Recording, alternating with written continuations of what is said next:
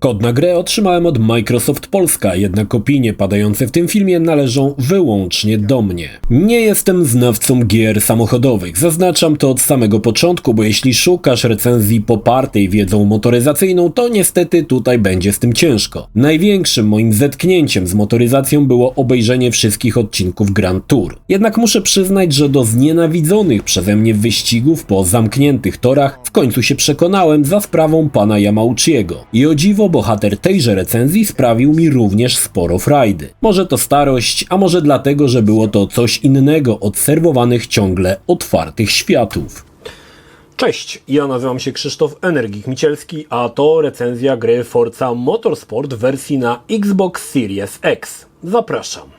Forza Motorsport wedle moich obliczeń to 8. część, choć ta odsłona nie posiada numerka. Nie da się ukryć, że największym konkurentem Forcy jest Gran Turismo, który pojawił się na konsoli z obozu niebieskich. I nie da się tutaj uniknąć porównań, bo gry pod kątem rozgrywki są niezwykle zbieżne. Dlatego czasami pojawi się porównanie i wspomnienie o tym, co Forza robi lepiej, a co gorzej względem gry od Yamauchiego. Od samego początku Forza zaskakuje swoim ascetyzmem. Z jednej strony to dobrze, nie ma tego wściekle cringe'owego klimatu Horizona, a z drugiej skupienie się jedynie na najważniejszym. Jednak mam tutaj pewną uwagę. U konkurencji zrobiono w mojej opinii to lepiej. Był tam pewnego rodzaju artyzm. Tutaj oskrobano grę z całej otoczki i już. W Forcie nie ma żadnej fabuły. Jest tryb kariery składający się z eventów, z czego każdy składa się z kilku zawodów pucharowych złożonych z 5-6 wyścigów. Jeśli przejdziemy wszystkie, dostajemy puchar i możemy przejść do kolejnego wyścigu. Przed każdym pucharem mamy króciutkie omówienie tego, czym będziemy jeździć. Na przykład wyścig hot hatchami czy super samochodami z lat 80. Niestety bije z tego spora bieda. Pewnie chciałbym historię o wioskowym kierowcy kombajna, który pnie się po szczytach kariery, ale jak tego nie ma, to chociaż jakiś głębszy cel niż przejedź na pierwszym miejscu. Niestety tutaj pod tym kątem konkurencja zmiotła Forcę z planszy. Jeśli zdecydujemy się na tryb kariery, mamy do wyboru puchary z różnych kategorii. Oczywiście te najfajniejsze, wydawałoby się, puchary są do odblokowania na końcu. System jest dość liniowy, znaczy przejdziesz pierwszy puchar, masz dostęp do kolejnego, a na końcu czeka cię jakaś niespodzianka. Znaczy niespodzianka. Spodziewałem się niespodzianki, ale niestety nie za bardzo to wyszło, o czym zaraz powiem. Decydując się na któryś event i puchar, na początku wybieramy furkę, którą będziemy śmigać. Gra po prostu daje nam dostęp do określonej puli samochodów pasujących do danej kategorii wyścigów. Możemy skorzystać z samochodu, który mamy za darmożkę, lub kupić sobie taki, który bardziej nam się podoba. Gra posiada ogólny system progresu, czyli wzrastający poziom naszego drivatara. Im więcej wygramy, tym mamy wyższą rangę, jednak mamy też progres bardziej lokalny, przypisany do danego samochodu. Oznacza to, że jeśli dłużej jeździsz daną furą, to ma ona wyższy poziom, co przekłada się na odblokowywanie większej ilości modyfikacji, ale tylko w obrębie danego samochodu, a nie globalnie. Za chwilę jeszcze to rozwinę. Do naszej dyspozycji jest ponad 500 samochodów przeróżnych marek. Od dziadów po najnowsze i najdroższe fury, o których marzy niejeden motoryzacyjny zwyrol. Lista jest bogata, choć nie wiem czemu znowu brakuje Mitsubishi Space Star, najlepszego samochodu po tej stronie drogi mlecznej. Może dodadzą go w końcu w jakimś DLC-ku. Każdy samochód przed kupieniem można obejrzeć, otworzyć drzwi, zobaczyć kokpit. Niektóre samochody mają również otwierane bagażniki, jak i maski, ale to tylko wybrane. Niestety nie uda nam się zobaczyć silnika w dziadowatym Passacie. Jeśli wybraliśmy interesującą nas furę i puchar, możemy zacząć wyścig. I teraz każdy wyścig zaczyna się okrążeniami treningowymi. Ma to jakiś sens, bo można poznać tor, jak i sprawdzić, jak samochód się zachowuje. Dodatkowo gra liczy nam czasy na pewnych odcinkach. Jeśli w kolejnym okrążeniu go poprawimy, dostaniemy expa samochodu. Pomysł był fajny, ale okrążenia testowe składają się z 2-3 okrążeń i są dosłownie przed każdym wyścigiem. Przed każdym. Przez co ogrywanie jednego pucharu zaczyna się niemiłosiernie dłużyć. Owszem, można pominąć trening, ale są tutaj w mojej opinii dwa problemy. Ominięcie treningu nie da nam tyle expa, jakbyśmy jednak ten trening rozegrali, a druga rzecz, która doprowadzała mnie do szału, nie można ominąć treningu z poziomu menu przed wyścigiem. Musisz uruchomić trening, odczekać odliczanie, potem wejść do menu i go ominąć. No i pytanie, Po co tak to komplikować? Jeśli ograłem już kilkadziesiąt godzin w Forsie, znam wszystkie tory i nie potrzebuję kolejnych 3 okrążeń, aby poznawać zakręty, które doskonale już znam. Gra niejako wymusza nam te treningi, utrudniając bezsensownie ich pominięcie. Jeśli przemęczymy trening, czas na główne mięsko, czyli wyścig. Zatrzymajmy się tutaj na chwilę. Możemy ustawić sobie poziom trudności. Ten przekłada się na 3 istotne rzeczy. Pierwszy to tradycyjny poziom trudności drive-atarów. Im wyższy, tym szybciej przeciwnicy pokonują okrążenia i będzie trudniej nam zająć pierwsze miejsce, ale w zamian będziemy zarabiać procentowo więcej kredytów. Druga opcja to regulamin. Możemy grać na regulaminie klubowym z możliwością przebijania do tyłu, z uszkodzeniami wizualnymi i pobłażliwym systemem kar. Może to być regulamin sportowy, na którym ja grałem, gdzie dorzucono zużywanie opon i paliwa i bardziej restrykcyjne kary. Oraz regulamin fachowy, bez możliwości przewijania z symulowanymi zniszczeniami. Im wyższy regulamin, tym ponownie procentowo więcej kredytów. Choć nawet na tym średnim mam wrażenie, że rozdawanie kar czasami szło trochę zbyt losowo. W sytuacjach, gdy ktoś we mnie wjeżdżał, dostawałem karę, bo jak głosił komunikat, mogłem kolizji uniknąć. Poza tym na początku wyścigów, gdy panuje chaos, sytuacja, w której nie obetrzemy swojej fury o przeciwnika, no po prostu się nie zdarza.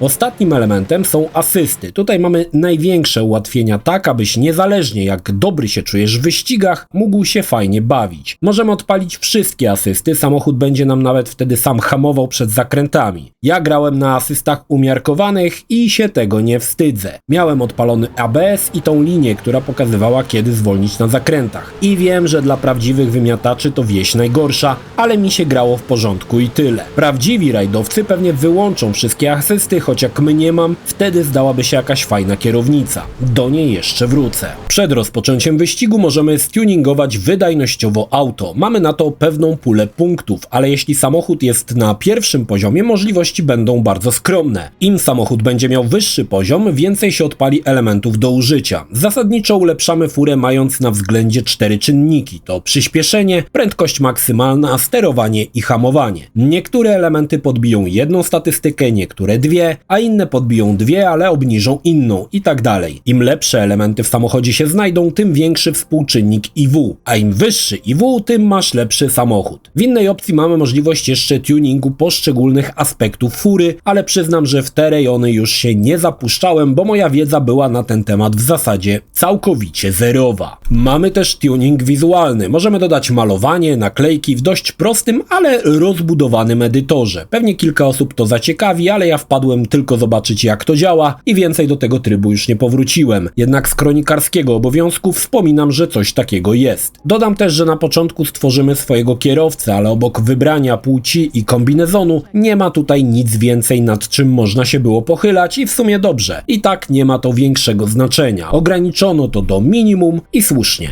Dodatkowo przed rozpoczęciem wyścigu możemy wybrać, z którego miejsca chcemy zacząć. Im dalsze miejsce na starcie, tym więcej kredytów dostaniemy za wygraną. Oczywiście najłatwiej zaczynać z pierwszego miejsca, ale ile satysfakcji daje start z 24 i potem zajęcie pierwszej lokaty. Był to mój najczęstszy wybór. Jeśli i ten element w końcu został wybrany, wreszcie możemy zacząć najważniejsze.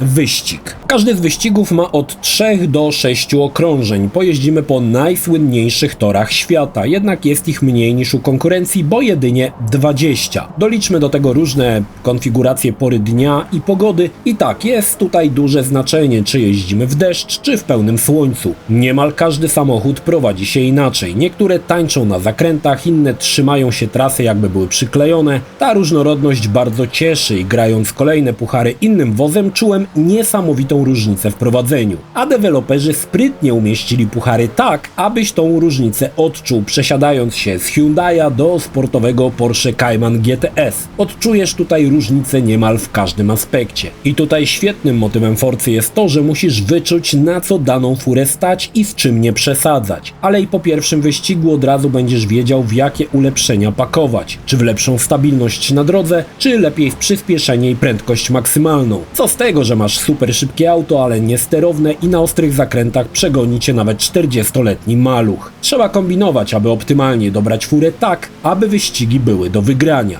Bardzo dobrze wypadły pory dnia. Wyścig może zaczynać się wczesnym wieczorem, a kończyć całkowicie w nocy lub zaczyna się niewielkim zachmurzeniem, by kończyć w strugach ulewnego deszczu. To sprawia, że sposób prowadzenia fury musimy zmienić i dostosować do aktualnych warunków. Forza to nie jest gra dla szaleńców, dla których hamulec to koncept dziadów ze słabym refleksem. Tutaj podobnie jak w Gran Turismo, każdy wyścig to wyzwanie. Walka nie tylko z przeciwnikami, ale też z samym sobą i emocjami. Nie raz i nie dwa przez kilka okrążeń goniłem uciekającego mi typa z pierwszego miejsca i nie raz i nie dwa popełniałem błędy, próbując go dopaść za wszelką cenę. Pół biedy, że można sobie cofnąć fragment wyścigu i ponownie spróbować inaczej, na przykład wejść w zakręt, ale nawet te ułatwienia nie powodowały, że wszystkie wyścigi wygrywałem, choć nieskromnie przyznam, że większą ich część jednak kończyłem z pierwszym miejscem na podium. Jazda jest przyjemna, znaczy jak ogarniesz, to jest niezwykle przyjemna. Satysfakcja z wygranych wyścigów jest spora, ale jest tutaj jeden element, którego Forza mnie nauczyła. Ogólnie jestem raczej wyznania arcade'owych ścigałek, do takich nazwijmy to bardziej realistycznych przekonał mnie Gran Turismo, to już wiecie. Ale nawet pomimo to preferowałem widok zza samochodu, czyli taki właśnie bardziej arcade'owy feeling całości. Forza przekonała mnie do jazdy z widokiem z kokpitu i przyznam, że tutaj zmiana względem prowadzenia fury była dramatyczna. Łatwiej wchodziło mi się i wychodziło z poślizgów. Prowadzenie w ten sposób dało mi o wiele więcej satysfakcji, ale i sprawiło, że miałem większą kontrolę nad samochodem. Jest to pierwszy raz, kiedy w grze, która oferuje widok z trzeciej osoby, przekonałem się do jazdy w trybie FPP i mało tego, spodobało mi się to na tyle, że w momencie jak zacząłem jeździć na tym trybie, to już nie powróciłem do kamery zza samochodu. Warto tutaj zaznaczyć, że jeśli chcesz czerpać prawdziwą przyjemność z Forcy, potrzebujesz kierownicy i pedałów.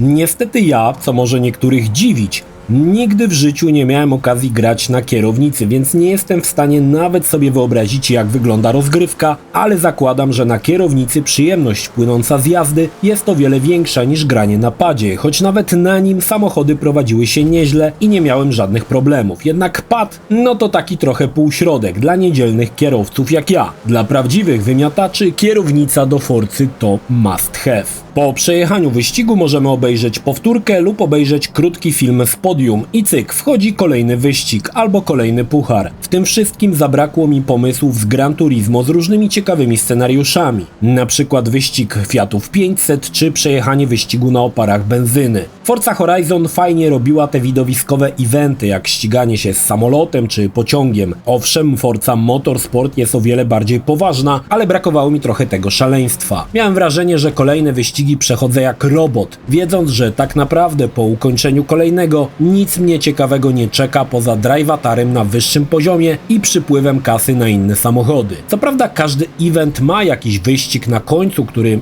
według mnie miał być wisienką na torcie, ale niestety nie wyszło to za dobrze. Raz będzie to jedno okrążenie w jakiejś superfurze na torze Le Mans 24, innym razem 2 okrążenia Porsche 911. Trochę to słabe i zamiast czegoś zaskakującego jest to po prostu kolejny wyścig do odbębnienia, a nie jakieś unikalne, warte zapamiętania wydarzenie. Podobnie jak u konkurencji pojazdy nie mają zniszczeń, znaczy wizualnych, bo mechaniczne tak mogą się pojawiać, jeśli na początku wybierzemy regulamin fachowy, ale wizualnie nawet największe dzwony powodują jedynie przytarcia na lakierze. Nie ma co się dziwić, chyba żaden twórca tych superfurek nie chciałby, aby jego auto było masakrowane nawet na ekranie telewizora. I teraz najciekawsza rzecz. Najlepiej jeździło mi się w wyścigach nie najnowszymi furami, ale tymi struclami, krunklami od pana Zbyszka z giełdy za 1500. Jakoś najfajniej te fury się prowadziło. Może dlatego, że nie było w nich tej całej elektroniki, przemawiała z nich ta surowość i nieokiełznanie. Nawet jak stawałem na linii startu superfurą, to nie cieszyły mnie tak jak superfury z lat 80. i 90.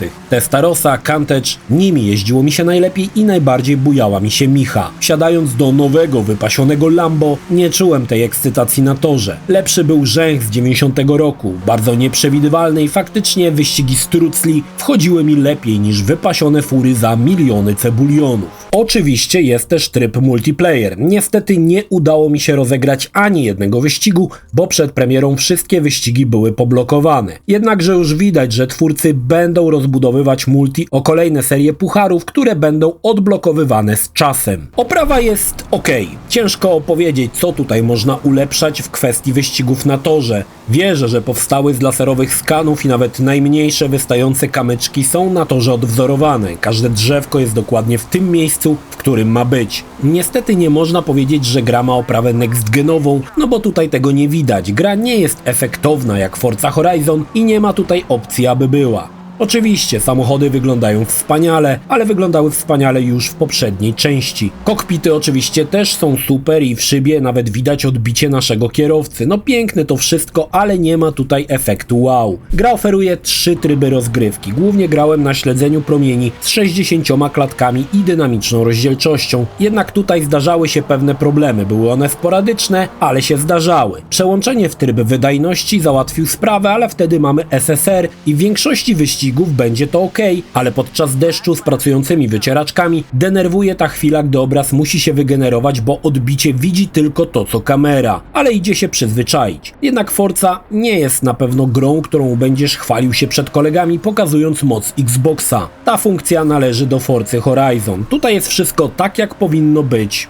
I tyle. Podsumowując, mam wrażenie, że gra jest trochę biedna w content i mówię to z perspektywy gracza, który liznął ostatniego Gran Turismo. Owszem, są puchary, ale jak dla mnie jest tego za mało. Jeżdżenie po kółkach ma swój urok, ale Gran Turismo pokazał, że można wpleść jakieś nowe pomysły i nadal być grą dla pasjonatów. W Forsie brakuje tej iskry szaleństwa. Tutaj jest to taka ascetyczna gra o samochodach robiących kolejne okrążenia. Jest wszystko to, czego mógłbyś się spodziewać po takim tytule, ale tylko tyle i nic ponadto. Nie ma wyjścia przed szereg. Taka trochę rzemieślnicza robota, która jest bardzo dobra w tym, co ma być, ale nie oferuje nic więcej. Jednak jest w Forsie Motorsport coś takiego, że przyciąga. Na jeszcze jeden wyścig, na jeszcze jeden puchar, aby zobaczyć, jaki samochód uda się odblokować, czy zdobyć jeszcze trochę więcej kredytów, aby kupić wymarzone auto. Forza jest też grą, która zapewne będzie wspierana. Kolejne eventy, kolejne puchary będą się pojawiać. Tego jestem pewien. Pewnie nawet kolejne furki w DLC-ku też się pojawią i spoko. Gra będzie sobie żyła i będzie ogrywana.